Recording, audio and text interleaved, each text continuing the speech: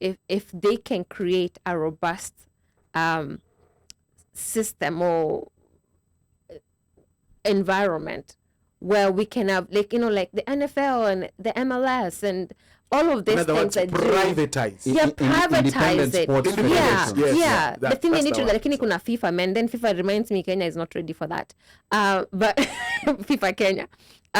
But like that's what I privatize this. Then you have, say, soccer, or just running, or whatever sport it is. Private enterprises investing in it.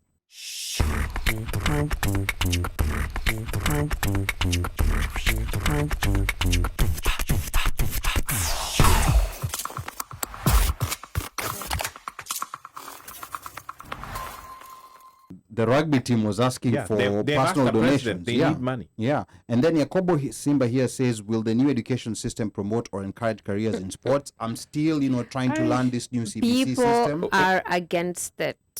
Now, but against the CBC or CBC. I'm still trying to learn it because it's something that's already being implemented. I don't get it. I think I'm with Ali. So maybe steps behind Ali. Yeah. So maybe let's say we don't clearly understand it.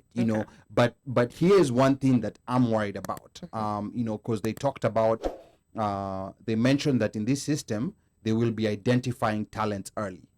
So if they see you have a talent in arts, you will be pushed to take certain classes, encourage you to do the arts. If they see you talented in this, my worry about that is when you tell a 12-year-old child, or maybe even a 9-year-old child, or that you are talented in the arts, so achana na sciences. What's going to happen That's bullshit. is that the poor kids are the ones who are going to be pushed to the arts. Because let me tell you something, there are people who discover they love sciences after high school. There are people who discovered they love, like medicine after, or there are people who discovered who are all into sciences, they discovered they love music, like after they turn 20. So this thing of trying to box kids at a very early age, I'm a bit worried about it because it's going to leave, certain kids are the ones who are going to be pushed towards there. Onyi metoka ghetto, nyi fanyeni hii, and then the other kids whose parents can stand up and speak for them are the ones who are going to end up taking up the other. Actually, before I know you want to say something, but let me get this off because I was talking to in a certain chat group, and I think this conversation came up, and we're talking about how athletes are changing citizenship because of the lack of whatever it is, support and everything. Yeah. And what comes to mind is a guy who he mentioned, a guy called Chris Froome, if you remember. Kenyan by birth, Jama tried to represent Kenya. Chris Froome, you're talking about the bike guy. He was not just a bike guy. He's a Tour de France champion. Yes. Imagine that. Yeah, the guy who mentioned that is a pal of mine called James. So the listeners don't know. So Chris Froome. So Chris Froome was, Chris Froome, Tour de France champion, won Kenyan by birth, right? But he even trying to go and compete in a competition, he was not even being supported at a bike, even facilitating a bike, what a transport bike team, onge. But this guy was so proud that he was even saying, even an sponsors and whatever, let me just put the Kenyan flag over there, just the Kenyan flag. So he put a small thing, but that is the desire to want to represent. However, the persons you want to represent are unrepresentable, like a nonsense. So go ahead, Ruth. Yeah, I have two different thoughts I want to say. So in the CBC, I really do want to believe that this education system will still maintain that kids have to have knowledge is not even the word I want to use, but by the time they graduate high school, they need to be proficient in not only English, math, and the languages, but sciences. You cannot just graduate because you're into arts, then you miss out on. Yes. I really do hope that they don't do that, because then that would be a failure for their country, So just I'm just putting that one out there. Yeah. The other thing about athletes taking other citizenships.